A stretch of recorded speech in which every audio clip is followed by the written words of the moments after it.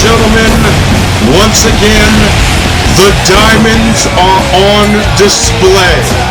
Welcome inside of a sold-out palace at Auburn Hills, in Auburn Hills, Michigan, for episode 6 of XWA GIRLFIGHT. This, of course, is 3X with the call. And we are beginning tonight, apparently, with the arrival of a woman who's got a lot of questions surrounding her and her actions at the season premiere, episode 5 of GIRLFIGHT. Ladies and gentlemen, making her way out onto the stage is Alexia Leone.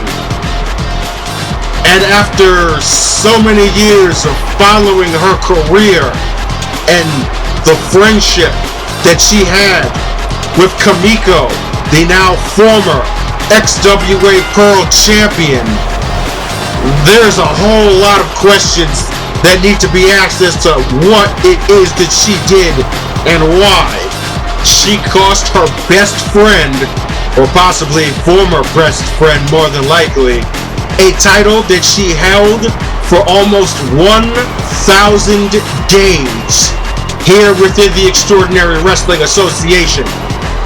But you can obviously tell from her demeanor and from her look that this is most definitely not the same woman that was once Kamiko's BFF in the team known as Class Act.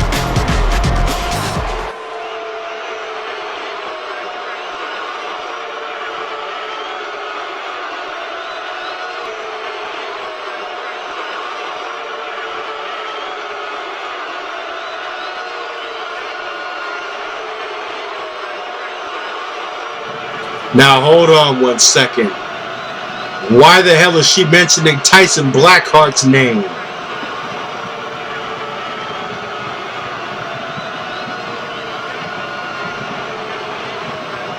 Alexia Leone apparently is Tyson Blackheart's official liaison to the Diamond Division. It would appear that the Red Devil wants to sink his clutches into everything within the XWA.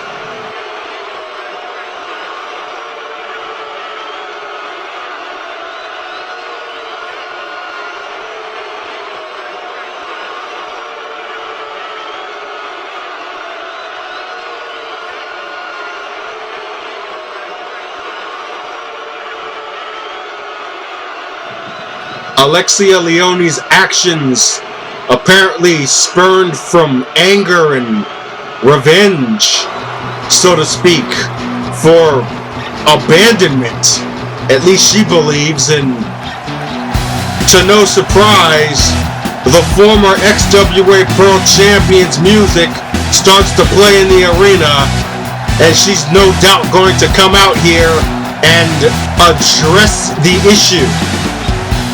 Definitely a lot of tension in the ring. I, for one, had absolutely no idea that the Leone family's fortune had officially been, I guess, lost. She basically vanished off the face of the earth for years. And right now, Kamiko seems to be still in high spirits, despite the fact of what happened at the season premiere. And let me just say that it's kind of weird almost not seeing her with that Pearl Championship in tow.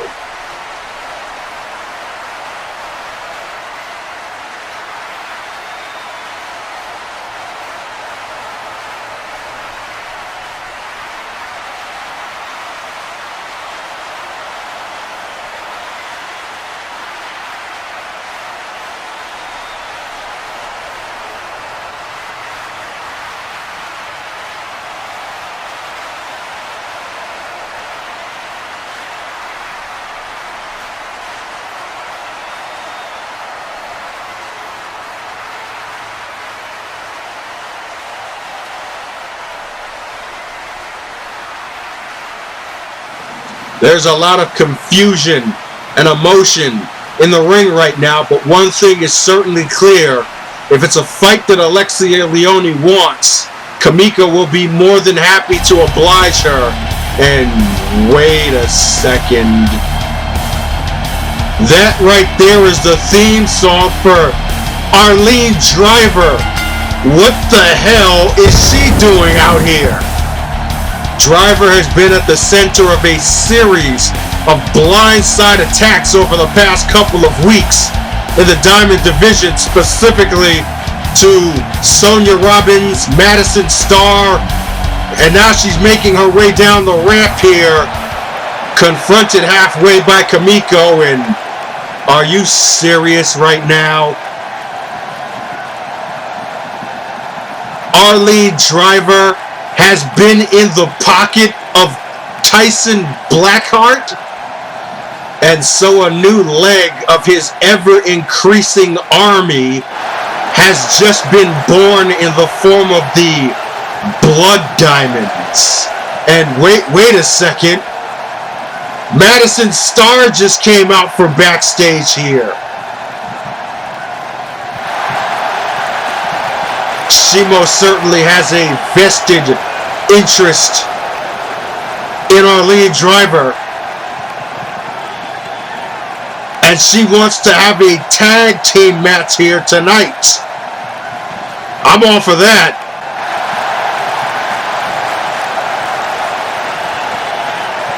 And it would appear that Kamiko is all for it as well.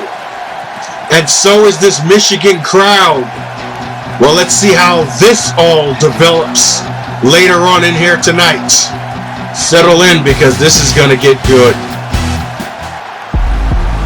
Welcome back to XWA Girlfight, and we are set for our opening contest of the evening. Making their way to the ring, well, we finally got a name for this pairing. They call themselves the Empresses of Pain. And you see the scouting report for Uriko Tanaka, who will be in singles action here tonight. And it didn't actually give us much information at all, because, quite frankly, we have no information on this woman aside from where it is that she comes from, being Japan. We have no idea who she is and what this apparent relationship she has with Tamara, who for the longest time had been associated with Callahan. Questions still abound regarding her existence here in the Diamond Division. And her opponent here tonight will be making her return to active competition within the XWA, within professional wrestling as a whole. She is, of course, one half of the team known as Les Canadiens. And she is the lovely brunette on the left side of your screen, Esther Laurent. Hailing from Montreal, Quebec, Canada, she sat out the entire 2016 season with a knee injury and has finally been cleared to return to action here this year, and definitely have to assume that she and her partner and best friend Jillian Friday have their sights set on the XWA Diamond Tag titles currently held by Jamie Fury and Tadako Togo. But of course, that's another battle for another day.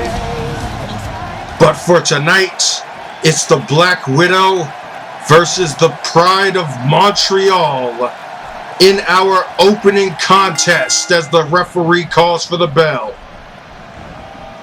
And immediately, Esther Laurent asserting herself with a combination backbreaker, neckbreaker, and then a knee right to the face, and now stomping onto the arm of Uriko Tanaka. Like I said, this is her first match in well over a year, so it'll be interesting to see if there is any ring rust certainly doesn't look like that's the case here in the early goings of this matchup. She came out firing against Uriko, but now Tanaka regaining control there. Beautiful belly-to-belly suplex off of that Irish whip. But just like that, Laurent on the counter and steamrolls Uriko with that running neck breaker. Now slowing the pace with this chin lock here, applying pressure to the head and neck before dropping her right back down to the mat. And Laurent cranking on Uriko for the second time now. Another chin lock here being applied. Signature Canadian style wrestling, relying on ground and pound submission moves, but there we saw some pretty uncommon offense. Laurent going for the flying elbow and almost getting a 2 count for her troubles, and then applies another submission hold, or wear down hold if you will. Attempting a nerve lock there, but Tanaka manages to fight her way out of it, but then gets caught right back into an Irish whip. Uriko has not been given any opportunity to mount any real form of offense so far in the early goings of this matchup, and Laurent again going for another cover. Esther trying to get the quick pinfall victory, it would seem, but only got a 2 count off of that falling fist drop from the second rope. But now she goes top rope for the second time, and this time she's calling Uriko back to her feet and drops her right back down onto the mat with that double axe handle. Definitely not any ring rust, I would say. As a matter of fact, I would say that Esther Laurent right now is as fresh as a spring chicken. Looked like she was trying to go for a big move right there, however. But Uriko with the counter, that kick to the gut. Oh, I still have no idea what it is that she calls that move. But it is certainly an impressive one. A kind of variation of a cutter, so to speak.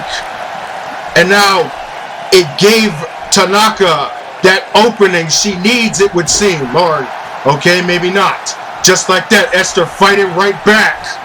Right hand, kick to the gut, DDT, center of the ring. And a third cover attempt by Laurent here. 1, 2, and only a 2 count. But you've got to respect the effort being applied here by Esther Laurent. She is pouring it on right now.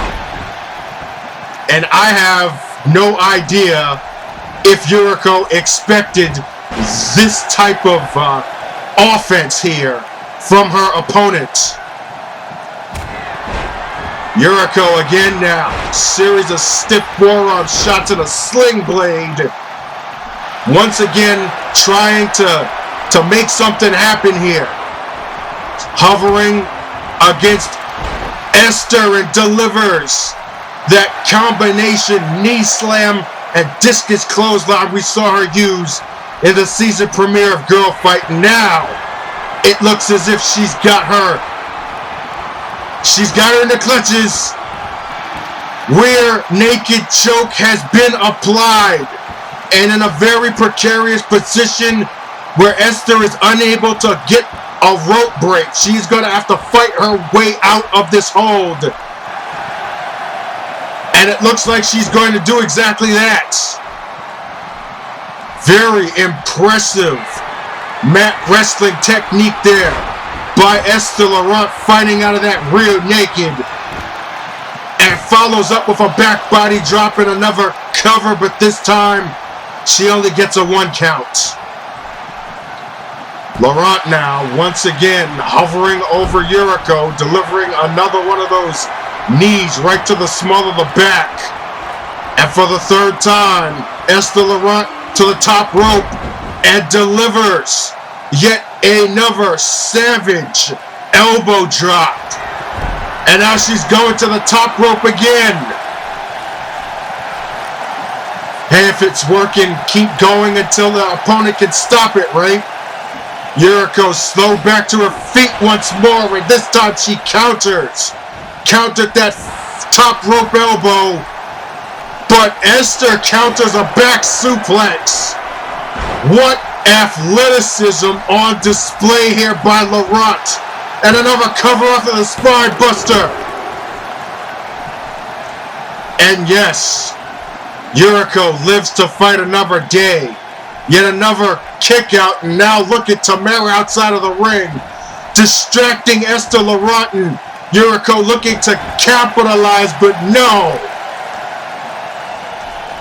Esther one step ahead, and now full Nelson driver. But Tamara is on the apron, and are you kidding me? Tamara just got into the referee's face and interfered. He never even saw the pinfall. That could have been the match right there. But as it stands, Esther's still in great shape right here, wearing her opponent down. You can see that chair inside of the ring that Tamara also attempted to initiate into this matchup. And now the referee very intelligently removing the chair from the playing field. But Uriko, once again, series of forearm shots and a second sling blade being administered by the Black Widow. And another kick to the gut. Flipping over, and another reverse cutter. I would love to find out what the name of that move is, but for right now, I'll just call it effective. And it almost got the pinfall there, but Laurent getting a shoulder up. 2.5 was the count right there. And another counter. A second counter there by Uriko. Sidestepping Laurent. Oh! Serious height on that tiger suplex. And now Uriko in the corner. We've seen her do this before as well. Running boost psycho knee right on the button. And a cover. Could this be enough? Yes, it is. How in the hell did Uriko Tanaka absorb so much punishment and still come up with the victory? As we take a look at the replay here, a majority of this match was offense on the part of Esther Laurent, but Uriko did have her moments. This rear naked choke that Esther managed to fight her way out of here. And then this beautiful counter attack. Amazing athleticism. And then following up with amazing upper body strength and pure power by Laurent on that spine buster. And then here, a full Nelson driver, but Tamara on the interference. Esther never getting a chance to get that pinfall. And somehow, some way, Uriko weathering the storm, delivering that devastating Busaiku knee, and coming up victorious here in the opening match. There's got to be something about this woman. Her resilience and just her threshold for pain is otherworldly. Give all the credit in the world to Esther. She fought her ass off. But on this night, the Black Widow prevails. Coming up next, 2 KG veterans square off for the first time this season as the leader of Paragon, Chanelle Valencia, will go one-on-one against one half of the current Diamond Tag Champions, Tadako Togo.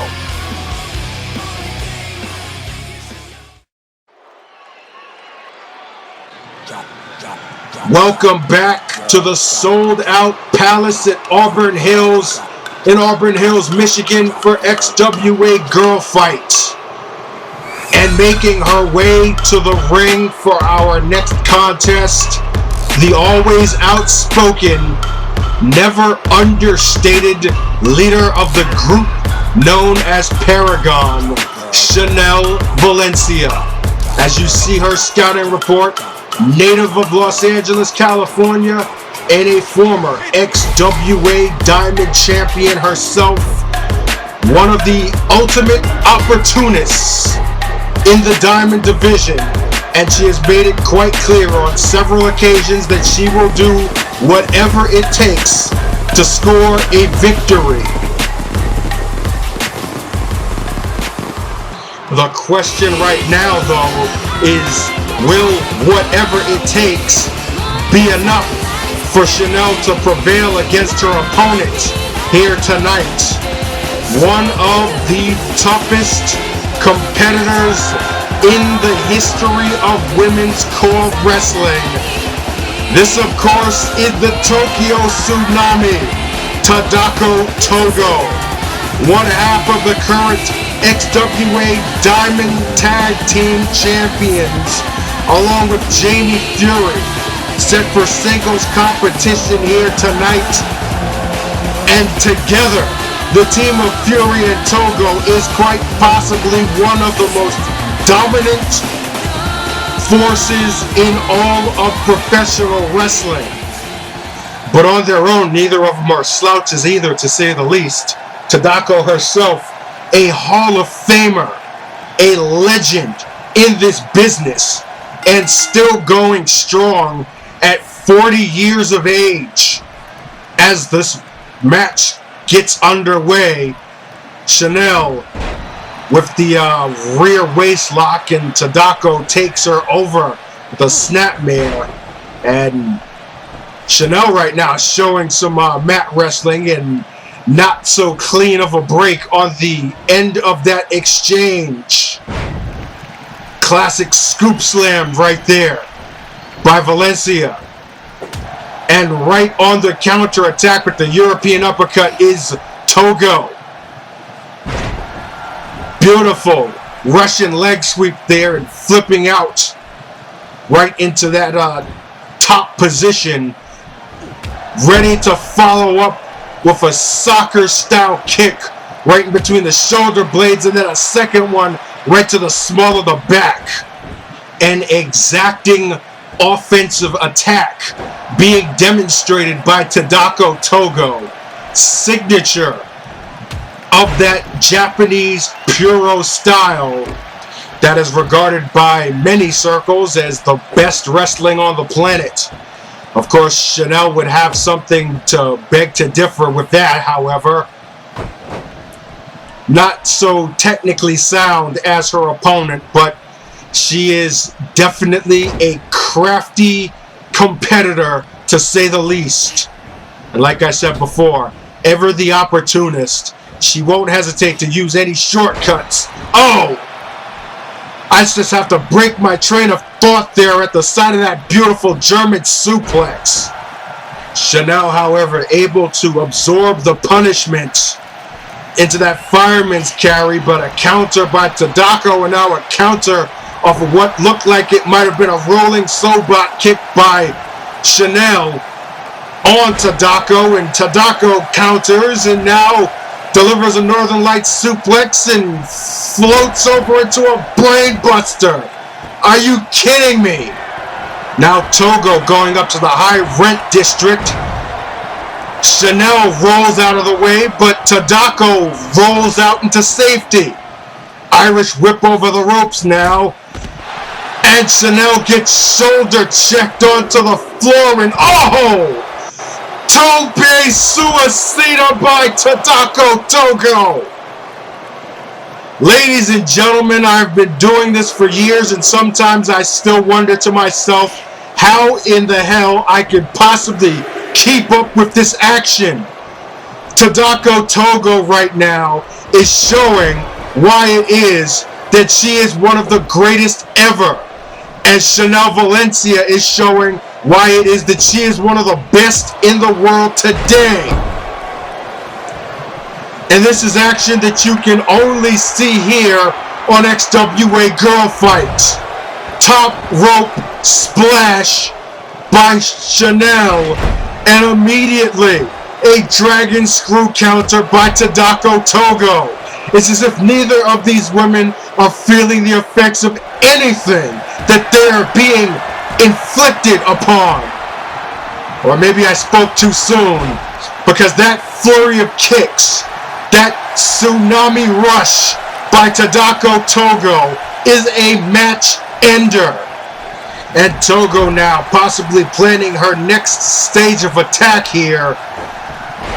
But Chanelle with a timely counter arm drag and a shot that pins Tadako into the corner and follows up with a stiff clothesline and kicking her while her down here. It seems as if Chanelle's got the momentum in her favor now as she delivers the nose job.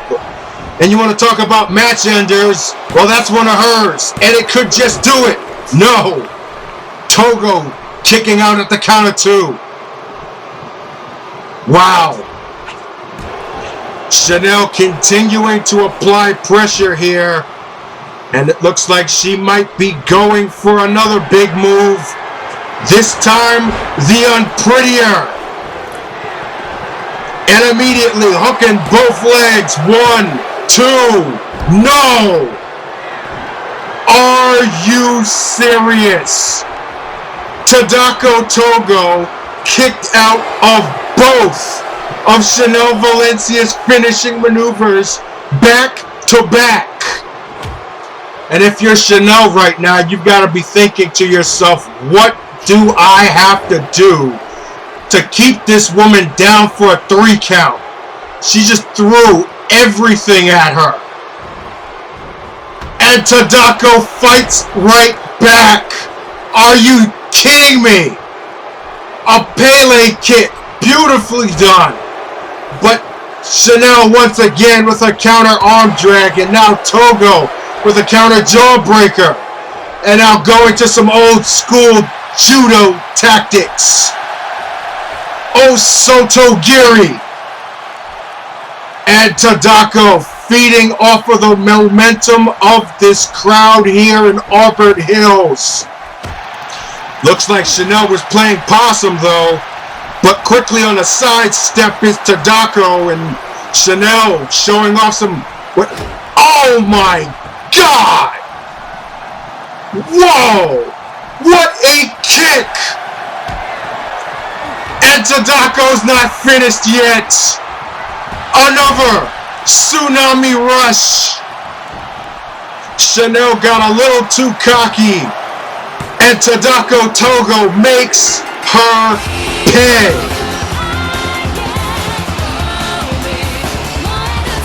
An amazing match from bell to bell as we look at the replay here. Defying gravity is the Tokyo Tsunami, but all the way through, Chanelle was game for a fight, showing off her own brand of athleticism. Top rope splash. Then you see the nose job here. That got kicked out. She followed up with an unprettier that got kicked out. And then right here, Chanelle's kind of feeling herself a little bit too much. And Tadako Togo interjects with her shin to Chanelle's chin and emerges victorious. The Tokyo Tsunami, showing this crowd here in Auburn Hills why she is a legend in the annals of women's core wrestling, as she takes a bow ceremoniously. And wait a second, what the hell? Who the hell just... Oh my God, is that who I think it is? Oh!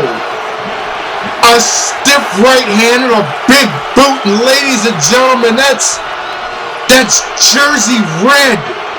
That's Chanelle's tag team partner from almost a decade ago. And right now she is laying waste to Tadako Togo. Why is she here? What is she doing? Oh God, no. Choke slam on Togo. A blindside assault here by Jersey Red on Tadako Togo. And what is the meaning of this?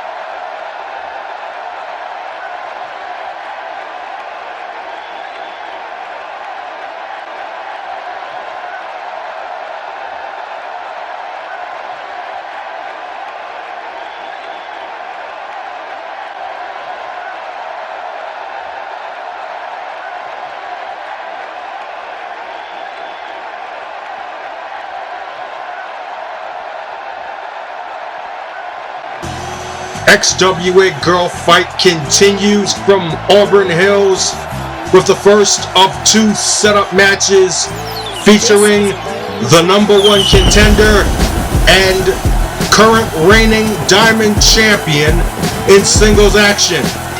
Making her way to the ring in her second stint within the XWA, Jaleira Taylor.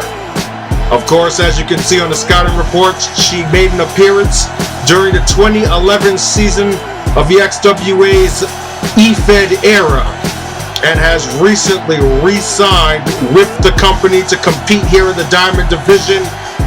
Whole lot of potential with this young woman and a lot of uncertainty.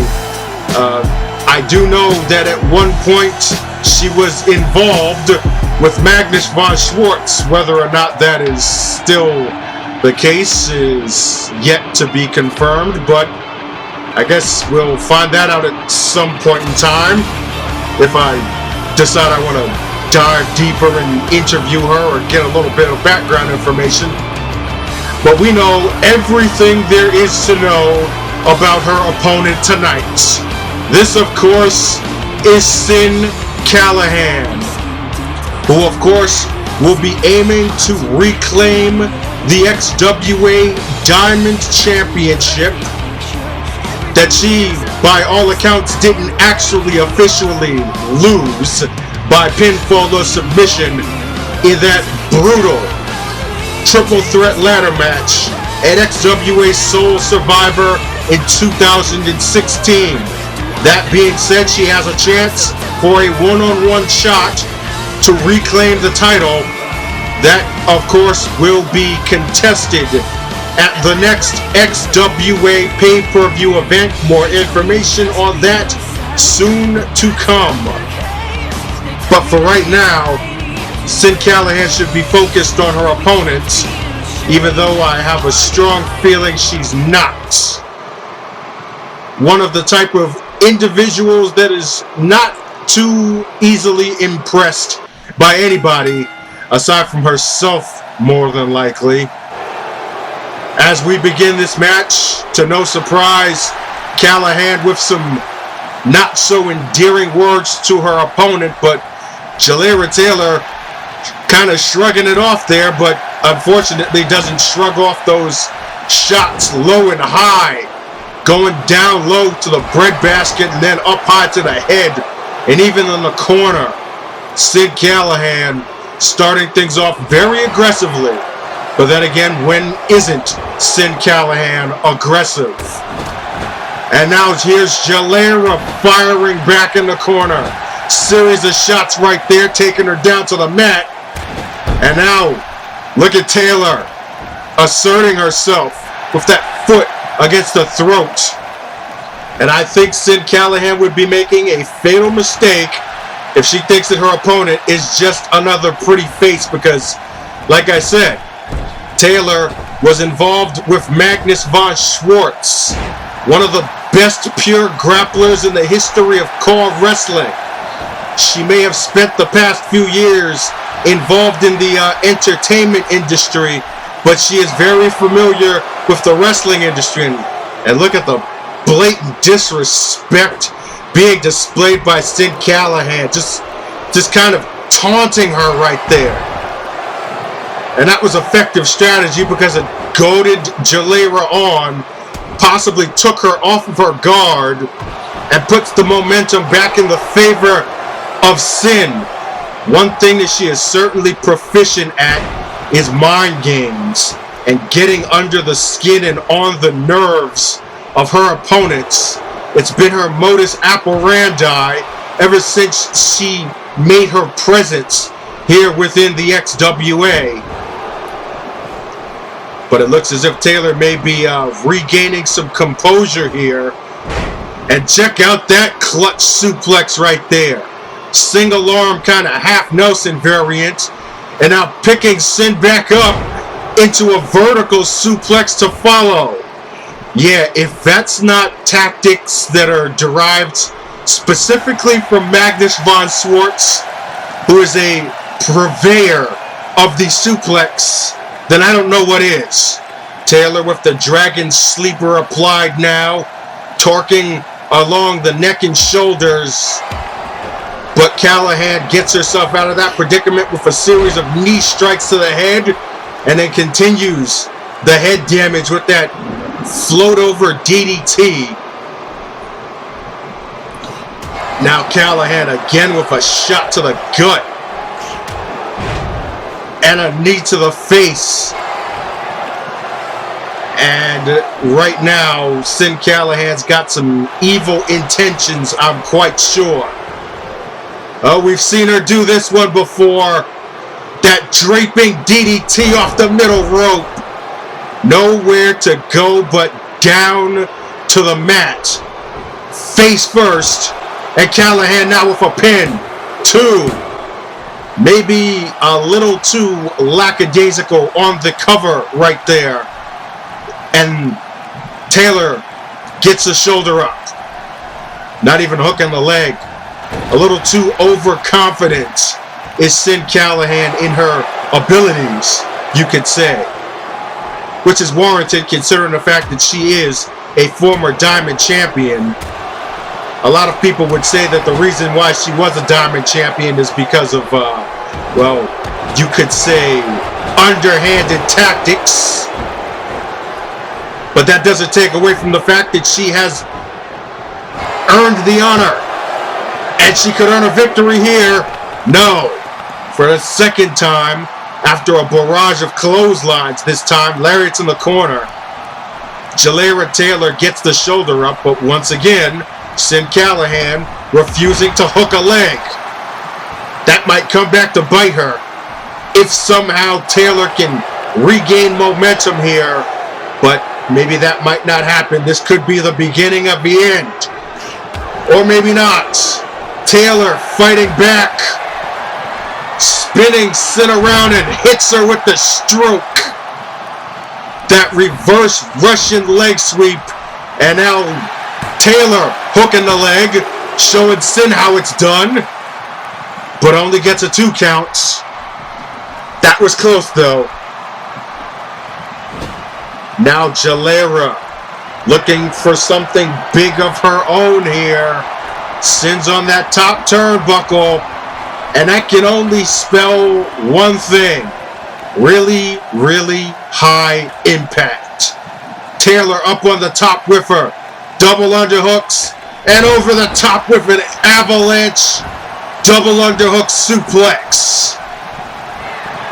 Once again, some tactics very reminiscent of Magnus here.